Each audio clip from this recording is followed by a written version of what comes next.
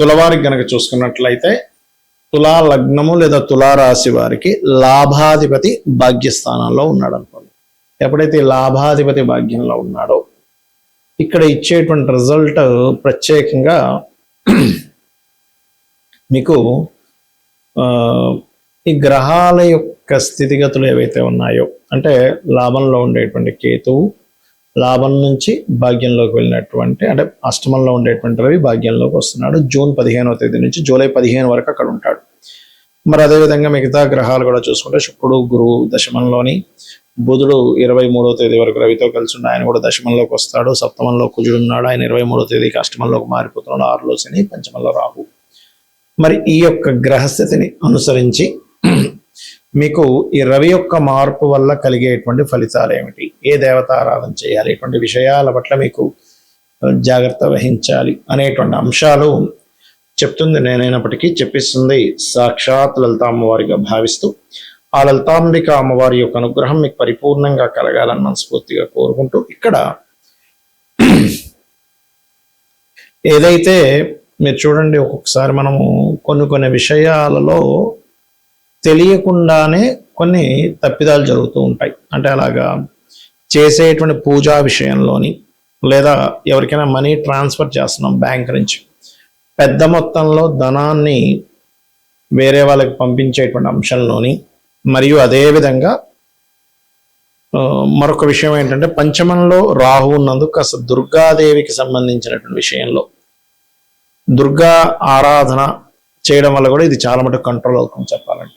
కాకపోతే మీరు పెద్ద మొత్తంలో డబ్బులు, తండ్రి గారి ఆరోగ్య విషయంలో కొంచెం జాగ్రత్తగా ఉండండి. మీరు ఎక్కువగా సూర్య ఆలయాలకి, పద్మనాభ ఆలయం లేదా విష్ణు ఆలయము, గణపతి క్షేత్రాలకి వెళ్ళండి. దీనివల్ల చాలా బాగుంటుంది. భాగ్యంలోకి వస్తున్నటువంటి రవి యొక్క ఇది బాగుంటుంది. ఇంకోటి ఏంటంటే ఇక్కడ ఉద్యోగ అవకాశాలు అయితే వస్తాయి శుభగ్రహాలు దశమంలో ఉన్నందుకు. కాకపోతే ఏంటంటే ఈ రవి ఎప్పుడైతే మనకి భాగ్యంలో ఉంటున్నాడో కొంచెం ప్రమోషన్స్ వచ్చేటువంటి విషయంలో మాత్రం కొంచెం స్ట్రెస్ ఎక్కువగా ఉంటూ ఉంటుంది, గుర్తుపెట్టుకోండి. అయితే సినిమా ఫీల్డ్ వాళ్ళకి చాలా బాగుంది, ఉద్యోగ అవకాశాలు రావడం జరుగుతుంది, ప్రయత్నాలు సక్సెస్ అవుతాయి, శత్రువుపై జయం కూడా ఇస్తాడు ఇక్కడ. ఇక మీరు నిత్యము చేయవలసినటువంటి దేవత ఆరాధన ఏమిటి అని చెప్పి చూసుకున్నట్లయితే దుర్గాదేవి యొక్క అష్టోత్తరం చదువుకోండి. మీరు ఎంత దుర్గాదేవి యొక్క ఆరాధన చేస్తూ ఉంటే అంత బాగుంటుంది. మరియు ఎప్పుడైతే ఈ రవి 9లో ఉన్నాడో, ఇందాక నేను చెప్పినట్టుగా కాస్త క్షేత్ర దర్శనం చేసుకోండి, సూర్య నమస్కారాలు ఎక్కువగా చేయండి, అన్ని విధాలా మీకు బాగుంటుంది. గ్రహాలు మన జన్మజాతకంలో కూడా ఏదైనా కలయిక ఉంది అనుకోండి, ఉదాహరణకి కలయికని యోగము అంటారు.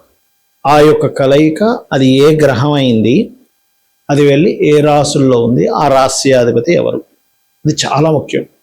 ఒక రాశిలో ఒక గ్రహం ఉన్నప్పుడు అక్కడ 3 విషయాలు అది చెప్తుంది. ఒకటి, రాశిలో ఉన్న గ్రహంతో రాశ్యాధిపతి, ఆ రాశికి ఎవరైతే అధిపతి ఉంటారో ఆ యొక్క గ్రహంతో కలిసినట్టు ఒక రాశిలో గ్రహం ఉందంటే.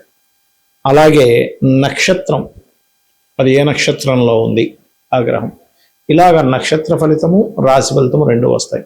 ఇది ఒకటే కాకుండా మనకి కొన్నిసార్లు 2-3 గ్రహాలు కూడా కలుస్తూ ఉంటాయి. అలా 2-3 గ్రహాలు కలిసినప్పుడు ఇక్కడ ప్రధానంగా మీరు తీసుకోవాల్సింది ఏంటంటే ఇది యోగంగా భావిస్తారు. యోగము అంటే కలయిక.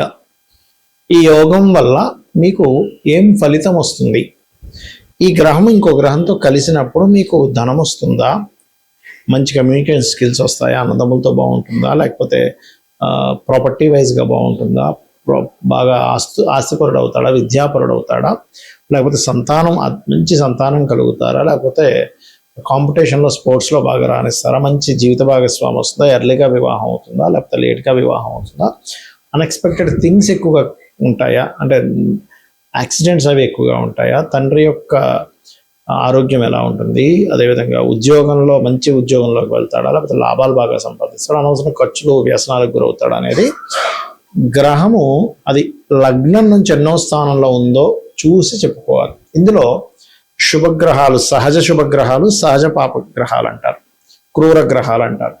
సహజ శుభగ్రహాలు అంటే ఏమిటి? గురువు, శుక్రుడు, బుధుడు, పూర్ణచంద్రుడు, ఇవి సహజంగా ఉండే శుభగ్రహాలు. ఇందులో మళ్ళీ ఏవైనా వెళ్ళి ఈ గ్రహాల్లో ఏదైనా నీచబడి పాపగ్రహాలతో ఉంటే అది కూడా పాప అయిపోతుంది. అదేవిధంగా క్రూర గ్రహాలు ఏమిటి? రవి అర్ధపాపిగా చెప్తారు, అంటే ఒకవైపు శుభ ఫలితాలు ఇస్తాడు, కొంత క్రూరమైన ఫలితాలు ఇస్తాడు. రవిని వదిలిపెట్టేస్తే కుజుడు, రాహు, కేతు గుర్తుపెట్టుకోండి. ఇవి కుజ, రాహువు, కేతువు నీచబడినటువంటి గ్రహము ఇట్లా ఉంటాయన్నమాట.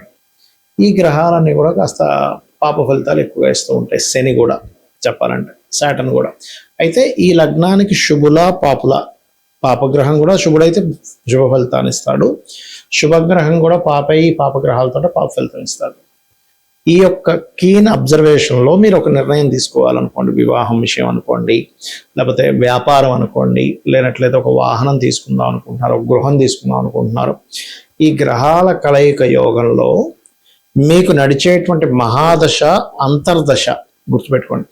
మహాదశ లేదా అంతర్దశలు ఏం నడుస్తున్నాయి, ఈ గ్రహాలు ఎటువంటి ఫలితాలను ఇస్తున్నాయి అనేటువంటి విషయాన్ని క్రోడీకరించుకొని దాన్ని బట్టి డెసిషన్ తీసుకొని ఒక అనాలిసిస్ చెప్పేదే ఆస్ట్రాలజీ. అంతేగాని ఏదో చిన్న చిన్న విషయాలు పట్టుకొని ఏనాడు నడుస్తున్నాడు అందుకే ఇలా ఉంది, కాలసర్ప యోగం ఉందండి, అసలు కాలసర్ప యోగాన్ని జన్మజాతకానికి అప్లైయే చేయొద్దు. కాలానికి సంబంధించిన అప్లై చేసుకోవాలి. కాలంలో ఎలాంటివి జరుగుతాయి. ఎందుకంటే నేను చాలాసార్లు చెప్పాను, 170 మంది దేశ నాయకుల జాతకాల్లో కాలసర్ప యోగం ఉంది, మెగాస్టార్ చిరంజీవి కూడా ఉందని చెప్పాను. కాబట్టి ఇవి కాదు. జనరల్ సర్పదోషం వేరు, అంటే రాహుతో కలిసి ఉన్న గ్రహాలు, లేకపోతే కుజుడు రాహు వెళ్ళి కుజరాశుల్లో కానీ, రవి రాశుల్లో కానీ, లేకపోతే చంద్రరాశుల్లో కానీ ఉండేటువంటి ఫలితాలు, లేదా ఆ గ్రహాలతో ఉండేటువంటి రిజల్ట్స్ వేరు, గుర్తుపెట్టుకోండి. కాబట్టి ఎప్పుడూ కూడా మీరు ఫలానా ప్లానెట్ అలా ఉంది అనగమ్మో ఇదేదో యోగం, ఇదేదో అయిపోతుందని భయపడకండి.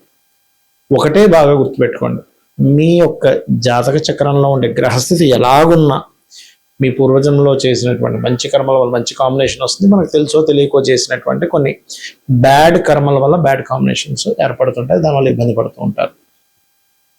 అటువంటి సందర్భాలలో మీకు మంచి ఫలితాలు రావాలంటే ఒకటే మార్గం, లలిత అమ్మవారి యొక్క ఆరాధన లేదా మీ ఇష్టదైవ ఆరాధన, నిత్యము దేవతారాధన చేయడం చేస్తూ ఉండండి. మరియు అదేవిధంగా ఇక్కడ మరొక విషయం ఏంటంటే, నిత్య దేవతారాధన నిత్యము ప్రతి సంవత్సరానికి 6 నెలలకు ఒకసారైనా క్షేత్ర దర్శనం చేసుకోవడము, మీ ఇంటికి దగ్గరలో ఉండేటువంటి ఆలయానికి నిత్యము వెళ్ళి రావడం, ఆ వైబ్రేషన్స్ మీకు ఉండేటువంటి ఏదైతే నెగటివ్స్ ఉంటాయో ఆ నెగటివ్స్ అనేవి కంప్లీట్గా పోతాయి, గుర్తుపెట్టుకోండి.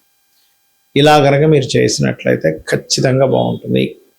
సో 2 గ్రహాలు కలిసినా, ఒక గ్రహం ఒక రాశిలో ఉన్నా, ఏ నక్షత్రంలో ఉన్నా దానివల్ల ఒక యోగం పడుతుంది.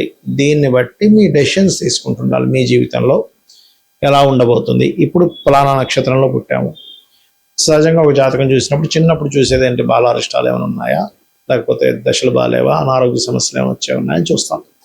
దాని తర్వాత వీళ్ళు ఎదుగుతున్న కొద్దీ వీళ్ళు ఏ దిశలో, అంటే ఏ ఎడ్యుకేషన్ చేస్తే వీళ్ళ లైఫ్ బాగుంటుంది, వీళ్ళకి ఏ సమయంలో సెటిల్మెంట్ ఉంది, ఎందులో సెటిల్మెంట్ ఉంది, ఇవన్నీ కూడా 4వ భావాన్ని 2వ భావాన్ని చూసుకొని చెప్పేటువంటి అంశాలు.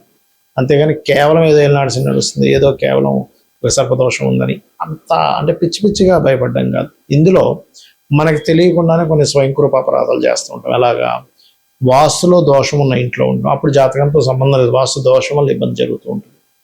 అలాగే మరొక విషయం ఏంటంటే, ఇక్కడ వాస్తు దోషం ఉన్నటువంటిది ఒకటి. 2వ విషయం ఇక్కడ గమనించినట్లయితే, ఈ యొక్క విషయంలో ప్రధానంగా ఏంటంటే, మీరు ఈ వాస్తుదోషంలో కూడా నైరుతి దోషం లేకుండా చూసుకుంటూ ఉండండి. సో మహాదశలు ఏదైనా నడుస్తున్నాయి, అంతర్దశలు ఫలానా నడుస్తున్నప్పుడు దానికి సంబంధించినటువంటి దానం ఇవ్వడము, ఆ గ్రహాలకి సంబంధించి మీకు ఏ మహాదశ నడుస్తుందో, అంతర్దశ నడుస్తుందో ఆ గ్రహాల దగ్గర దీపారాధన చేయడం చేయండి, అన్ని విధాలు బాగుంటుంది. శ్రీమాత్రే నమః.